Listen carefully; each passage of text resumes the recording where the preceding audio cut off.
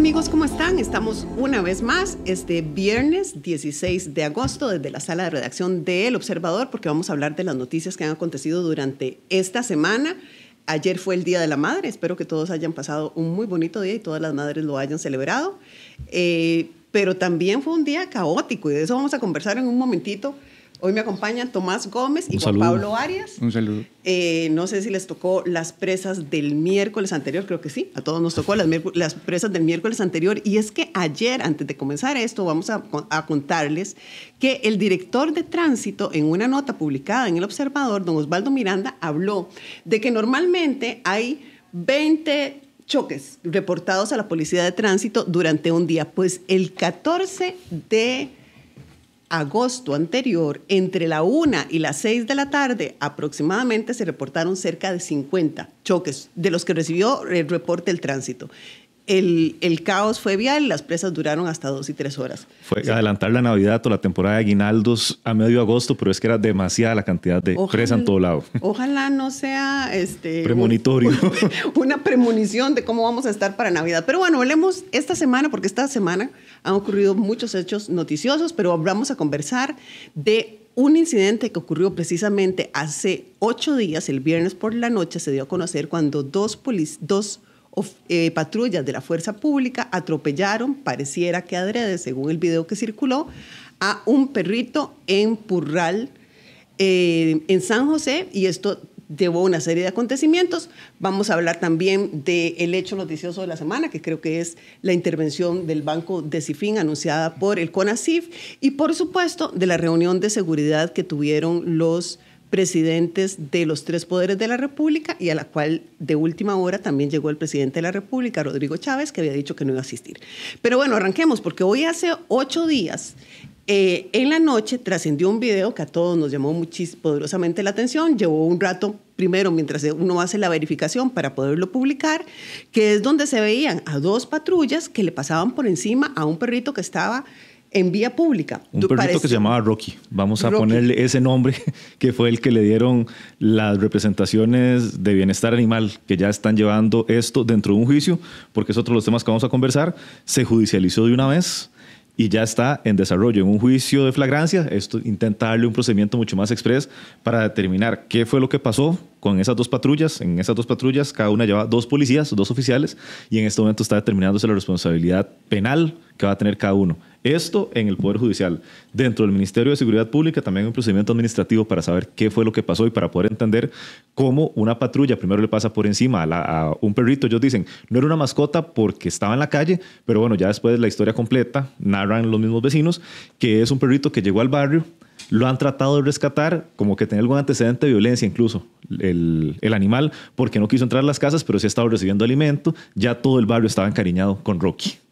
Con Rocky, que murió en este hecho. El video muy crudo trascendió. Lo otro llamativo fue que los mismos oficiales de la fuerza pública fue quienes pusieron a la orden del Ministerio Público a los 4 agentes que estaban en las dos patrullas, que me imagino estaban haciendo una ronda por el lugar. Así fue, porque de inmediato cuando empiezan a circular las imágenes, empieza la denuncia a ver qué fue lo que pasó. Se verifica ese mismo día que había sido horas antes. Fue cuestión de 3 horas para que ya estuvieran detenidos estos policías. Fue como a las 4 de la tarde, creo. 4:30 de la tarde, digamos, en lo que se comentó dentro de la audiencia, que se está haciendo pública. Comúnmente las audiencias son privadas, pero por ser un procedimiento de flagrancia, se está haciendo a puertas abiertas. Entonces ya ahí se comentaban algunos detalles. Fue a eso de las 4:30 de la tarde, empieza a circular el video y es en horas de la noche cuando ya llega la parte de la intervención policial en ese momento. Y fue precisamente después de eso que los 4 oficiales fueron puestos a la orden del Ministerio Público y llevados al segundo circuito judicial en Goicoechea, y la audiencia fue el martes. El martes, porque aquí se dio un segundo factor. Lo primero que había que determinar era si el procedimiento de flagrancia, que pide que las personas sean detenidas en el momento o inmediatamente después de que pasan las cosas, sean detenidas ahí para que no se pierda como la trazabilidad de las pruebas y de todo lo que pasó. El primer paso era ver si en este caso se consideraba una flagrancia, porque la defensa de los policías decía, pues es que pasó mucho rato, entre las 4 de la tarde y cerca de las 8 de la noche que quedan detenidos. Bueno, ese fue el primer paso que hubo que determinar en la audiencia. El juez aceptó que es una flagrancia, que se puede tramitar de esta manera, y ese día lo que se hace es identificar a los respectivos policías, tomarles todos los datos y se cita para el lunes 26 de agosto por la tarde, que es cuando se va a seguir evacuando las pruebas. El primer día nada más el debate central fue qué iba a pasar con los policías. Lo que sí, en este momento, les ponen medidas cautelares. Algunas de las organizaciones animalistas decía, por favor, enciérrelos, porque eran un peligro. Hay un tema ahí que son delitos que tienen penas muy bajas, los que les están señalando a los imputados. Entonces, lo que les ordenan es que el Ministerio de Seguridad Pública los traslade a delegación y que ellos no se acerquen a ninguno de los testigos, a ninguna de las partes, para evitar entorpecer la investigación. Una de las abogadas decía precisamente, es que no es lo mismo que usted, un vecino, le llegue a tocar la puerta a que llegue un uniformado de la fuerza pública, que llegue una patrulla, que llegue el de uniforme azul. Eran variantes que estaban en debate, pero lo que va a seguir entonces va a ser el lunes 26, si no hay ningún atraso, porque las agendas judiciales siempre cambian mucho, quienes les damos seguimiento, va a ser ahora sí empezar a revisar las pruebas, que los policías, si quieren declarar, cuenten qué fue lo que pasó, por qué no se intervino en el momento, y ver también otros elementos. En ese momento, por ejemplo, se está esperando la autopsia del perro para ver todo lo que verdaderamente le pasó, revisar temas como los teléfonos celulares, revisar las radiobases, a ver cómo ha estado el movimiento. Y hay un elemento adicional que trascendió, Tomás, también, es que aparentemente habrían ofrecido dinero a algunos de los vecinos para que no se hiciera la denuncia. Ese es un elemento adicional. La Fiscalía, y aquí se lo cito directamente en el expediente, lo que dice es que ellos quieren revisar los supuestos delitos del incumplimiento de deberes y la parte de la muerte del animal, pero también las pesquisas van en esa línea, saber si hubo algún ofrecimiento para que no llegara a hacerse pública la denuncia que de por sí chocaba con los videos que ya se habían hecho virales muy rápido también. Bueno, y habría que ver también el momento de las declaraciones, si quieren declarar, que expliquen por qué lo atropellan. ¿Por qué lo atropellan? Porque todavía uno puede creer que el primero no lo vio, pero el de atrás tenía que verlo. Sería muy interesante las explicaciones de por qué los dos vehículos pasan por encima. Efectivamente, se ve donde tienen que haberlo sentido porque se mueve el carro y actúan de esa manera. Y uno se queda con varias dudas, pero una, usted menciona de que el carro, eso se ve en el video cuando el carro, pero además, ¿sabe cuál es la duda que a mí más me queda? Que normalmente son los gritos de un animal cuando le pasa algo. Alguien tiene que haberlo escuchado. Los vecinos pueden haber salido en ese momento. Es dificilísimo decir que uno no, o sea, puede argumentar que tiene problemas para escuchar bien, ¿verdad? Pero es muy difícil que si usted tiene todos sus sentidos funcionando relativamente bien, no los escuche. Y son parte de los otros temas también que se están revisando. Iban 2 policías por patrulla. ¿Qué pasó con los demás? ¿Qué pasó? ¿Por qué los que iban atrás no detuvieron a sus mismos compañeros? No porque nadie tomó una medida de cuidado en ese momento, o incluso nadie paró a ver qué había pasado con el perro. Nuevamente está el debate. Si las patrullas grandes no sintieron que el carro se había movido, si no escucharon qué estaba pasando con los gritos de algún animal. Sí, es como muy extraño. Bueno, vamos a ver cómo se sigue desenvolviendo este tema. Y hay una cosa que sí voy a señalar que es importante, me parece que es un paso adelante que hemos dado. Creo que hay mucha mayor conciencia entre todos y todas de cuidar de los animales, de respetarlos y del derecho que también tienen como seres vivientes que son, ¿verdad? En general. Hace muchos años estaba muy generalizado y muy normado. Incluso los perros en la calle, hambrientos, el maltrato y demás. Hemos recorrido un camino y siento que ahora hay muchísimo mayor conciencia entre todos de este tema, lo cual es una cosa positiva y importante. Bueno, y hablando de temas no tan positivos, pero sí importantes, el martes anterior la CONACYF ordenó o informó de que se abrió un proceso de intervención a la financiera Decifin, que rige a partir del martes anterior por un plazo de 30 días naturales.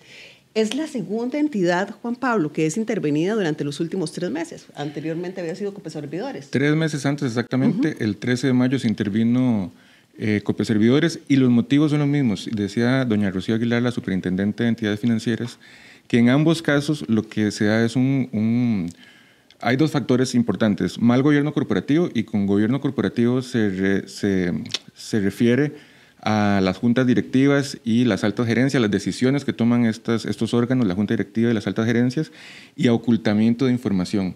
En ambas entidades lo que hallaron fue ocultamiento de información. La superintendente dice, bueno, a pesar de que estas dos entidades en un plazo tan cercano muestran las mismas características, no estamos frente a un riesgo sistémico, no es que estén contagiando a todas las demás entidades ni que haya otras entidades con los mismos problemas, pero sí es cierto que en un muy corto plazo dos entes supervisados se ven envueltos en los mismos problemas y con las mismas debilidades, que es una mala gestión administrativa y ocultamiento de información.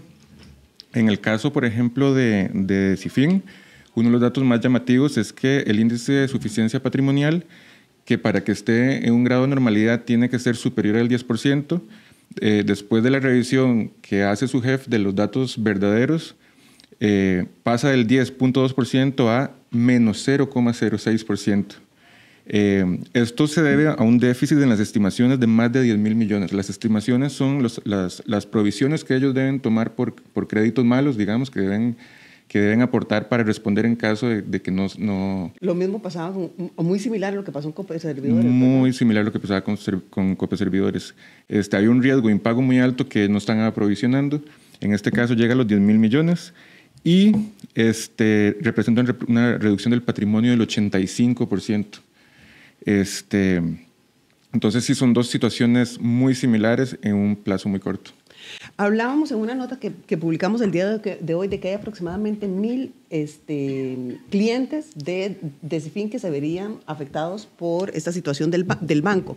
Y el otro tema es que también se había señalado que la mayoría son personas no físicas, sino jurídicas. Exactamente. Se habla de 4.200 interesados, digamos, o personas con algún tipo de depósito o de inversión, pero de esa masa de 4.200 hay 1.000 que no serían cubiertos por el seguro de depósitos. Entonces es un 25% más o menos. Y sí, en cuanto al tipo de clientes que ellos tenían, son más clientes jurídicos que personas físicas. En el caso, por ejemplo, de las inversiones que están en bolsa, la mayoría también se trata de inversionistas jurídicos. Solo en el caso de una emisión estandarizada en dólares por cerca de 3.5 millones de dólares, hay 8 clientes físicos, dijo el superintendente Tomás Oley el día de la intervención. Ahora, Juan Pablo, hay dos cosas que quería abordar y tiene que ver con los dos casos, con Copeservidores y de CIFIN. Uno es que se ha argumentado que está fallando la supervisión de CONACYF. ¿Cómo lo ve usted de acuerdo a lo que ha hablado con expertos y lo que han dicho? Una de las cosas más interesantes que ha salido de esto y de conversar con los superintendentes es que es la parte de ocultamiento de información que ellos hacen mención, y es que doña Rocío nos decía que para ambos casos, tanto en Copeservidores como en CIFIN, tuvieron que hacer uso de tecnología más allá de la que ellos suelen utilizar para hallar dónde estaban las inconsistencias y dónde estaba ese ocultamiento de información. Entonces, si es gracias a la supervisión que se detectan las irregularidades en ambas entidades. Gracias a la supervisión, a la actualización en la normativa también, porque una cosa que han resaltado es que hay, a lo largo de los últimos años se ha dado una actualización en la normativa que permite pedir más cosas o que permite estimar otros indicadores, y de esta manera empiezan a darse cuenta por dónde hay caminos por los que algunas entidades pueden estar fallando. El otro tema es que también genera dudas o incluso algunos temores, es si esto podría ser contagioso para más entidades. Es decir, si puede haber un efecto en cascada y la gente tiene o debería estar preocupada por sus dineros donde están puestos. En este caso, bueno, hay 4 entes que son considerados sistémicos por el tamaño que tienen dentro del sistema financiero nacional, que son los 2 bancos estatales, el Nacional de Costa Rica, el Banco Popular, y entre los privados el BAC San José o Bacreomatic. Por el tamaño de ellos, esos son considerados entidades que generan un riesgo sistémico. Ninguna de esas 4 están involucradas. Que haya contagio entre otras entidades Doña Rocío prácticamente lo descartaba, dice que a pesar de que hay interconexiones entre los entes financieros, estas dos están muy aisladas entre ellas y muy aisladas dentro del mismo gremio en el que están, dentro de las cooperativas, dentro de las financieras, no es como que estén altamente vinculadas con otras, entonces no se estaría generando un riesgo a partir de estas dos en todo el sistema financiero, sino que cada una es aislada. Lo digo porque, por ejemplo, en el caso de Copeservidores, posteriormente, y tuvo CONACYF que salir a aclarar, empezaron a circular rumores, me acuerdo en el caso Copialianza, que esa es la aclaración que tuvo que hacer CONACYF. Y luego piensa uno, el caso de CIFIN, sí, la gente va a pasar lo mismo con otras financieras, porque sí es muy importante que esto no genere pánico entre los clientes, porque una corrida, es decir, si todos salimos corriendo a sacar nuestros ahorros y nuestros dineros del sistema bancario formal, decimos vamos a quebrar todas las entidades. Exactamente. Y ahí sí se puede generar un riesgo sistémico. Y ahí sí se puede. Entonces, no, son dos hechos, digamos, aislados que se detectaron por la supervisión que ejercen las entidades financieras, en este caso. Y que son procesos de varios meses, nos decían. En el caso de Copeservidores, las alertas empezaban desde 2022. En el caso de CIFIN también tienen un largo tiempo de estar haciéndole prevenciones, digamos. Entonces son procesos muy largos. No es como que la superintendencia se dieron cuenta un día antes que habían problemas, sino que durante meses les estuvieron advirtiendo como que tenían que hacer ciertas correcciones, y es al final de procesos de investigación específicos que encuentran ocultamiento de información. ¿Qué son las razones? Bueno, este tema va a seguir sobre la mesa informativa durante los siguientes días. Lo otro que ocurrió esta semana, entre los varios hechos noticiosos, fue la reunión de seguridad para abordar temas de seguridad entre los presidentes de los supremos poderes y entre los tres poderes de la República, al cual llegó de sorpresa el presidente de la República, Rodrigo Chávez. Eso fue el martes anterior y decimos que llegó de sorpresa porque en reiteradas ocasiones había dicho don Rodrigo que él no iba a asistir a esta reunión, y de hecho hay una situación llamativa, que es que cuando llega la propia Pilar Cisneros uno la ve como asombrada de que el presidente llegó. Pareciera que ni ella misma sabía. La jefa de fracción oficialista no sabía que el presidente iba a llegar. Bueno, don Rodrigo llegó, trascendió la reunión y después hubo una conferencia de prensa donde hablaron todos los participantes más importantes durante esta cita, de lo que se había avanzado, etcétera. Y Rodrigo Arias dijo que había avances, que se habían visto los temas, que se había visto la agenda, y Rodrigo Chávez discrepó de todo esto y básicamente dijo que era una pérdida de tiempo, que no se había avanzado mucho.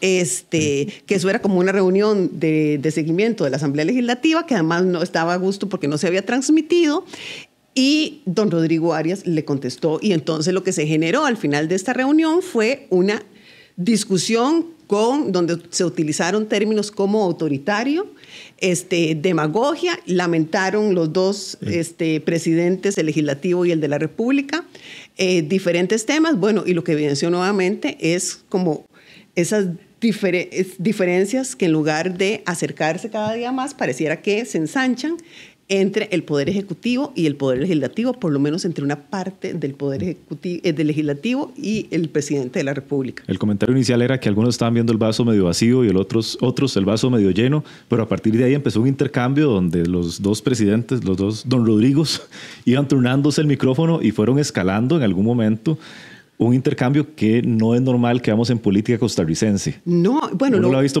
en otros parlamentos donde el sistema parlamentario permite un debate más intenso. Aquí no estamos acostumbrados a eso. Ese día sí llamó la atención por cómo se fueron refiriendo ambos, que en otro momento uno los había visto tal vez un poco más cercanos, más conciliadores en sus conversaciones. Esta vez ya no, definitivamente no. Pues a 2 años de la administración Chávez, eso se perdió. Y Rodrigo Arias le respondía al presidente Chávez: usted, usted lo ve con un tono autoritario, como es el estilo de su gobierno, desde el tono, desde el punto de vista democrático, y ahí anduvieron las diferencias. Pero además es que eso no fue lo único que ocurrió, porque posteriormente lo que se vino el día siguiente, el miércoles, fue que el presidente de la República, durante la conferencia de prensa, criticó duramente un informe de servicios técnicos de la Asamblea Legislativa que menciona que la ley Jaguar 2.0, es decir, la nueva ley Jaguar que presentó el Poder Ejecutivo, también tendría vicios de inconstitucionalidad. Y el presidente lo criticó muy duro porque adujo que este informe lo había elaborado un funcionario legislativo que ha tenido una enorme trayectoria como militante del Partido de Liberación Nacional, y ahí también desde Cuesta de Moras hubo un montón de reacciones porque incluso empezaron a conversar, empezaron a hablar de que ya esto lo que se demostraba era persecución política, y algunos como el diputado Óscar Izquierdo, jefe de fracción del Partido de Liberación Nacional, dijo que eso no lo iban a tolerar. Sin embargo, el gobierno se ha mantenido firme en su posición de que un liberacionista muy crítico del gobierno hiciera el informe, y posteriormente el jefe de servicios técnicos salió a decir que él era el que había hecho el informe, no el funcionario. Y que el funcionario es politólogo y por eso no podía hacer un informe jurídico, que lo tenía que hacer un abogado, y por eso lo hizo él, el jefe de servicios técnicos. Sí, lo cierto es que a partir de este informe que emitió Servicios Técnicos de la Asamblea Legislativa, los diputados de varias fracciones sí han dicho que ven muy difícil el avance de este proyecto de ley Jaguar que pretende llevar a referéndum el Poder Ejecutivo. Recordar también, perdón, que esta ley Jaguar 2.0 ya también el Tribunal Supremo de Elecciones la había enviado a consulta a la Sala Constitucional, como lo establece la ley en caso de algún proyecto que vaya a ser sometido a consulta popular, y ahí también está por verse cuál va a ser el nuevo criterio de la Sala Constitucional. Ley Jaguar, la versión 1, le había hecho sus señalamientos, hay que ver también con la segunda, más allá de lo que ya dijo también Servicios Técnicos, que es otro ente que permite y hay que consultarlo obligatoriamente, según las regulaciones del referéndum. Pareciera que la vía legislativa para este segundo proyecto de ley Jaguar que presentó el Poder Ejecutivo está muy empinada, ¿verdad? O sea, ese camino uno lo está viendo ya un poco difícil. El que podría ver que tiene alguna viabilidad es el segundo, que es el presentado ante el Tribunal Supremo de Elecciones, que ya, como dice Tomás, se fue a consulta a la Sala Constitucional, y entonces ahora hay que ver nuevamente qué dice la Sala Constitucional. Yo no sé, yo veo, no sé cómo estarán los tiempos, valdría la pena analizar. Nuevamente parece revisar cómo estaría desde que llegue el pronunciamiento, y el siguiente tema que ha generado todavía roces sobre lo que pasó con el primer borrador de la ley Jaguar. Una cosa es que la Sala Constitucional dé el por tanto o comunique su resolución final, y lo otro es tener que esperar a que haya un voto completo. Los votos completos, cuando uno los revisa, llegan a ser hasta de 800 páginas en algunos casos. Entonces, esperar a ver cuáles son todas esas argumentaciones, porque parte del debate también en la Asamblea Legislativa era que por qué iban a esperar el voto completo del primer borrador. Los diputados decían, bueno, tal vez en los considerandos, en los análisis de los magistrados, ya hay otros elementos que podamos tomar en cuenta en algún momento, y son temas donde empieza la parte jurídica, pero también la parte política termina teniendo mucho peso a la hora de leerlo. Sin duda, termina siendo un tema político importante para este país, además que involucra a los dos poderes, a los tres poderes de la República, porque también la Sala Constitucional tiene que, y el Tribunal Supremo de Elecciones.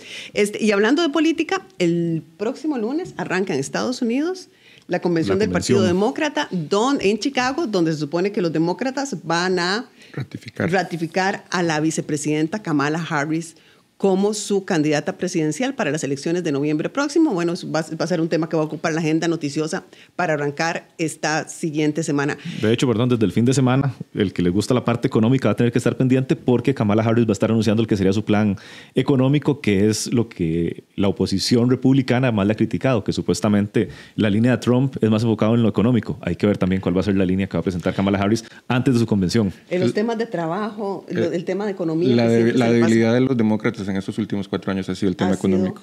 Bueno, yo diría que dos. El tema de migración, que es el que le pasa una factura en Estados Unidos, y por supuesto el tema económico. Vamos a ver cómo se desenvuelve. Bueno, lo cierto es que también las encuestas están dando resultados muy llamativos. Hay que seguirle la pista a qué va a pasar en las elecciones de Estados Unidos. Y nosotros terminamos aquí nuestra sala de redacción. Recuerde, usted la puede ver como Sala de Redacción en Spotify, también la puede buscar en el Facebook de El Observador y en el YouTube de El Observador, y todas las noticias en observador.cr. Gracias, Tomás, gracias, Juan Pablo, gracias Alonso Solano, que está en los controles, y a todos ustedes muchísimas gracias por acompañarnos, que la pasen muy bien. Nos vemos.